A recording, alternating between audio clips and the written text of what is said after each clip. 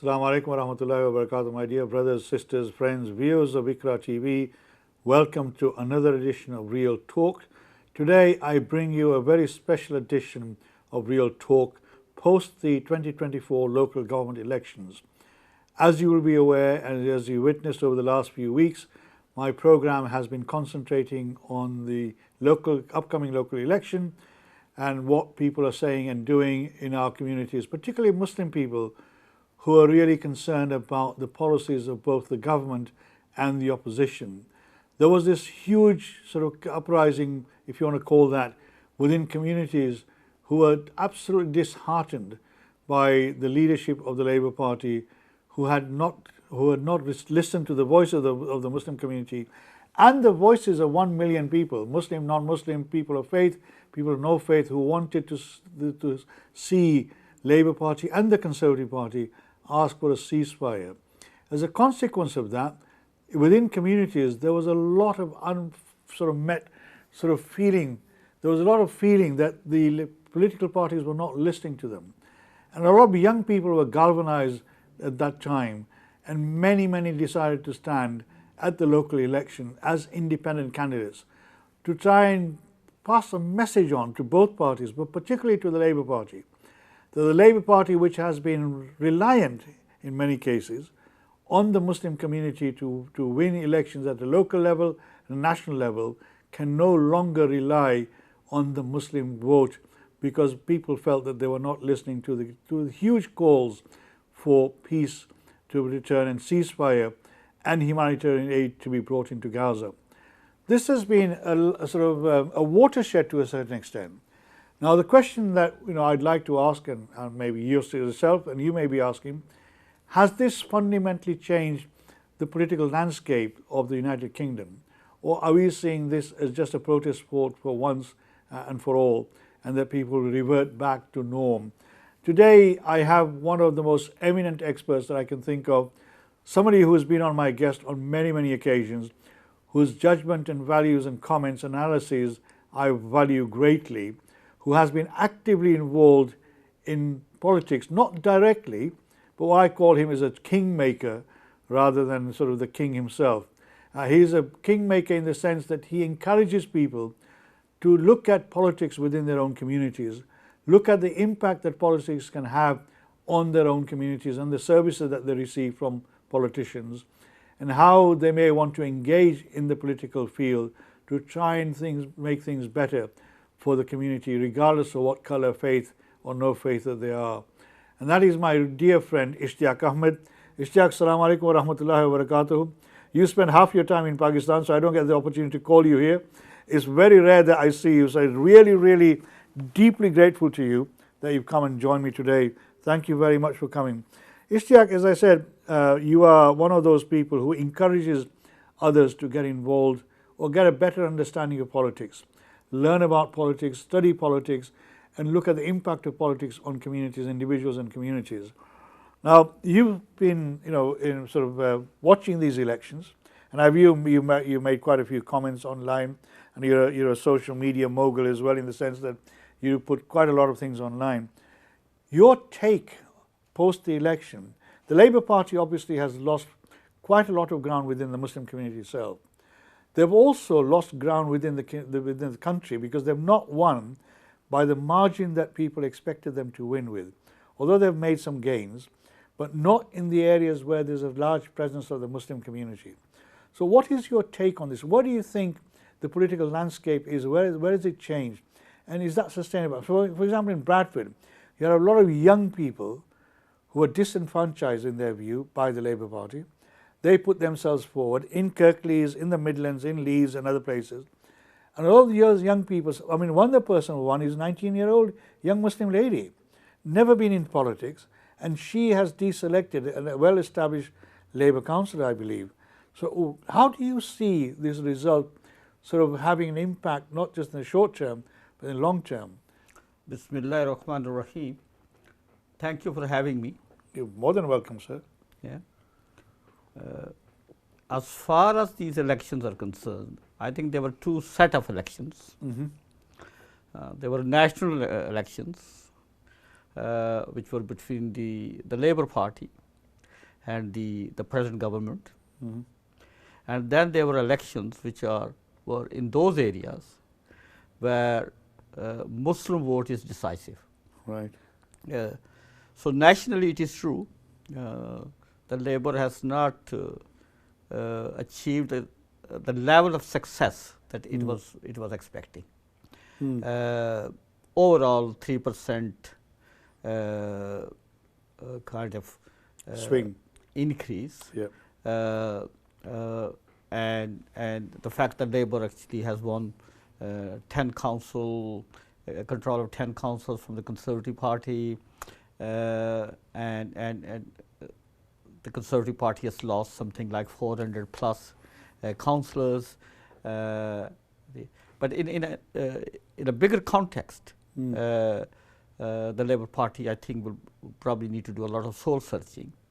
That given the heights of the government unpopularity, the heights of Sunak Rishi and his team's unpopularity, given massive social issues, economic issues, of poverty, of discrimination, and kind of the gulf between rich and poor being widened, one would have expected the Labour Party to actually show some serious intent and improvement. That has not happened. Yeah, that's why the serious gains are not there. Those gains are not there. In terms of the areas, what I saw, the second set of elections were in areas where the Muslim vote is decisive. And this was in those areas the elections were between the Muslim community's view of the Labour Party. So it was a Muslim voters versus Labour Party. Yes. Okay. There is a lot of anger. There's a lot of concerns about the Labour Party and its policy towards Israel and Gaza. Many, I think, Muslims from all ages and of all backgrounds, not only young. I have spoken to some older people. Interestingly, some older women who were extremely, we felt angry and felt betrayed by the Labour Party, saying that, look, you know, for decades we have given our loyalty and our affiliation to the Labour Party, but this Labour Party under Keir Starmer has not listened to us, is not listening to us, and we feel extremely angry about it, and we are going to vote against Labour Party. Yeah.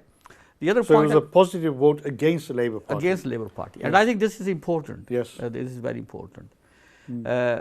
We know that in places like Barnsley, in places like Bradford, independent candidates have come in. And one of the points I have made on social media, that the Muslim vote went to independents, independent candidates. The Muslim vote, by and large, did not go to other established political parties like Lib Dems. Yeah? And this is very important. Yeah?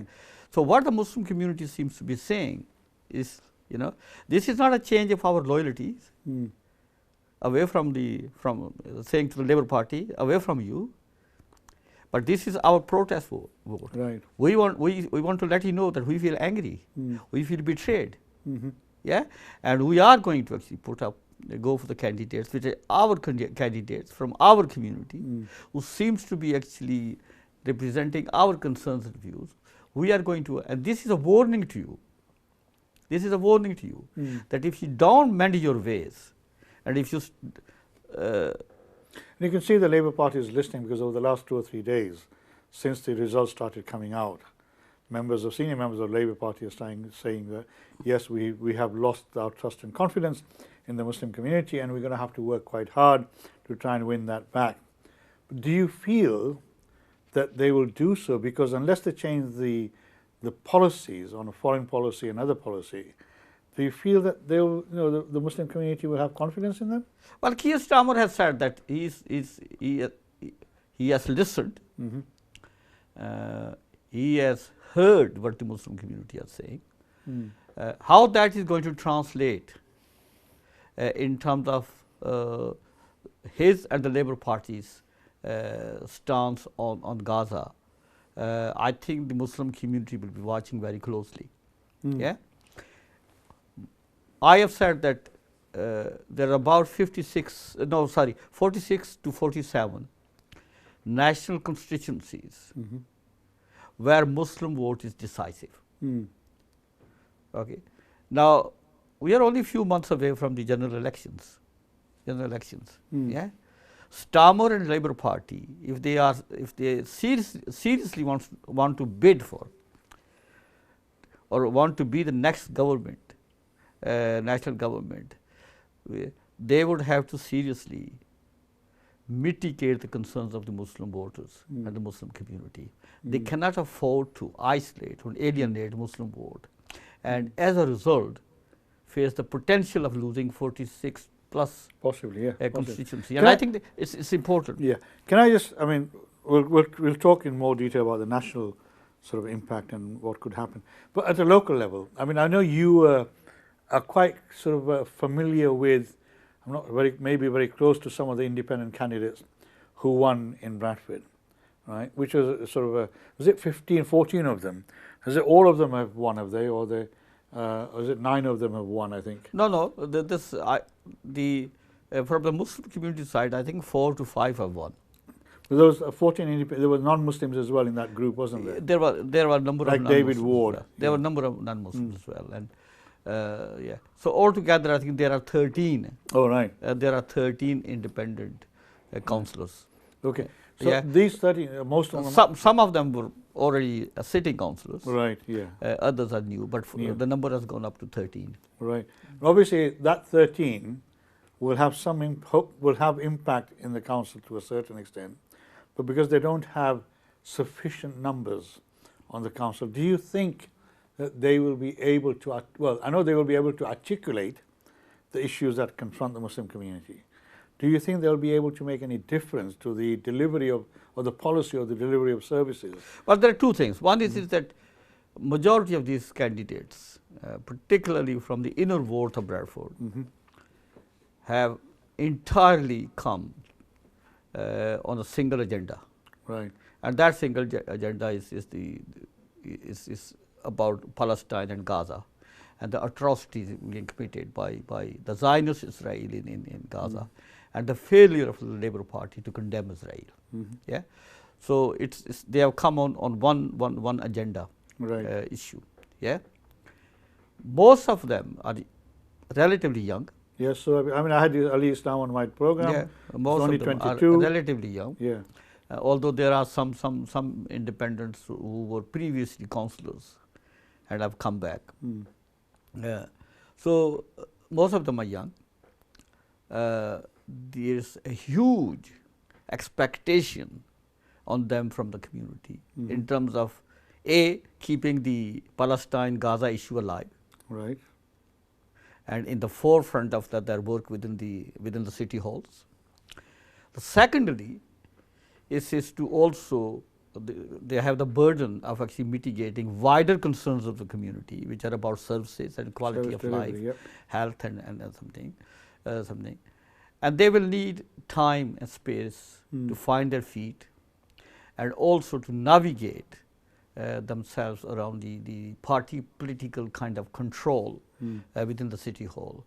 And you know that politics in city halls can be very merciless and unforgiving. Yeah. So these candidates will need a lot of support, a lot of nurturing, also patience on the part of our community in terms of the expectations. And one hopes that some of the existing experienced independent councillors, like for example in Bradford, Seg01, Ishtiaq Ahmed, who has come back in, he was previously Respect, he's come back in as an independent. David Ward, who was previously Member the of Parliament. MP for Bradford. Ishtiaq and David were on my program together. Yeah, they were both. He's come back as independent. So there is some reasonable experience in terms of the political credentials of these individuals. I hope that they will actually galvanize some of the new upcoming young councillors and give them the level of guidance and support that is necessary. I mean, how would you think the established parties, you know, the Labour Party, the Conservative Party, in the local authority, will view these young people? Will they give them some time to and listen to them, or will they see them as upstarts and possibly hope that the next local elections these people will disappear? Do you know? Well, I think the Labour Party should be seething with anger. Right. Okay.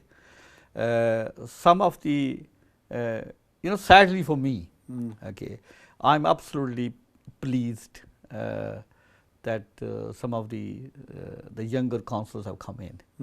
But we also see, as a result of it, some of the most experienced Muslim councillors, Labour councillors, who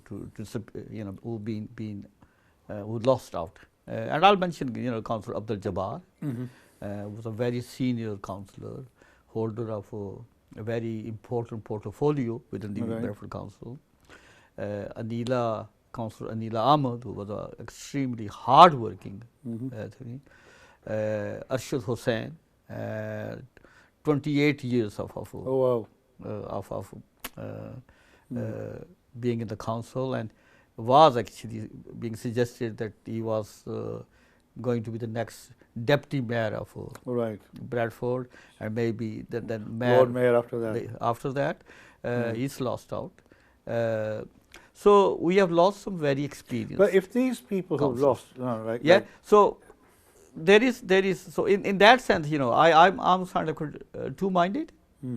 I welcome the actual this emergence of new energy, but at the same time, you mourn the loss of. I am also saddened by the loss of the experience and some of the good councils. A lot of the anger, as you say, describe the anger within the community, was because of the policy of the Labour Party at a national level, and then there was this huge movement within communities, asking members of the Labour Party, both at a local government level, national level, to stand up and sort of make their voices not only heard, but by actually demonstrate how hurt the community was, by actually stepping away from that political party.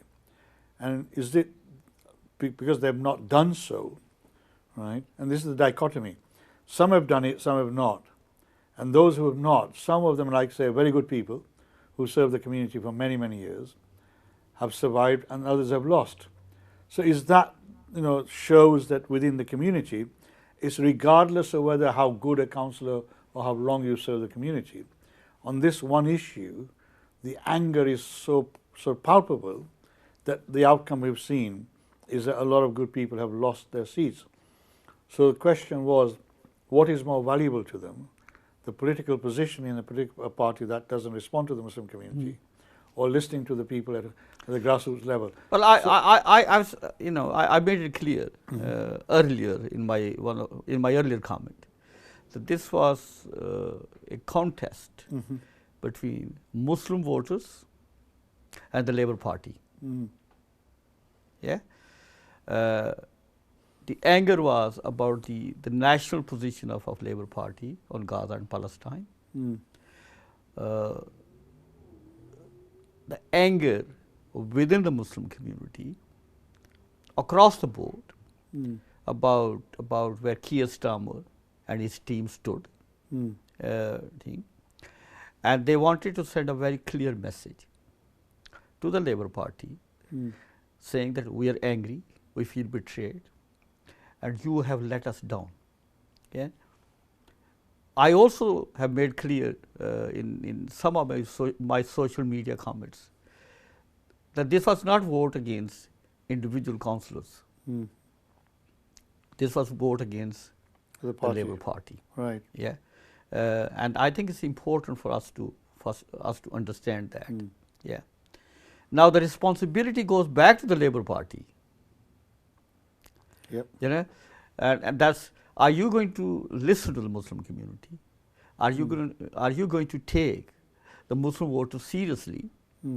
Okay, because so far, by your action, you have taken the Muslim support for granted. Yes. Okay. And that's what people have been saying. Yeah. Now people are saying, look, you have to address our concerns. You have to take on board our anger, our sentiments, and how we feel. If you want our vote next time around. Yeah. So between now and the next elections, we will be watching very closely which way the Labour Party is going to move. You know, obviously that is a very key point. I mean, we've seen many established councillors, Labour and Conservative, lost their seats, and we've seen many young people, particularly young people, coming into the local government structure, some of them for the very first time, most of them for the first time. Even in my area in Batley and Dewsbury, where we had 4 candidates standing, never stood before, they've all won. In Huddersfield, all the candidates have won. So in my area, the independents, working with some of the other colleagues, could actually hold the control of the local authority, which is not the case in Bradford, but there are some areas where they have. These are very fundamental issues moving forward. Where do we go from here? What does the Labour Party do in particular? Is the Conservative Party really interested, or is it disinterested in some of these issues? These are issues that I'll ask Ishtiaq to talk about when we come back. We're going for a short break, and this is something that you maybe want to come and talk about sometime. I have said previously that, you know, if members of the other political parties want to come and debate and discuss issues with me, I'm more than happy to have them here. So far, nobody has taken up the offer, but we'd like to hear your voice and your voice and your thoughts as well. Take care. Assalamu alaikum wa rahmatullahi wa barakatuh. We'll be back soon.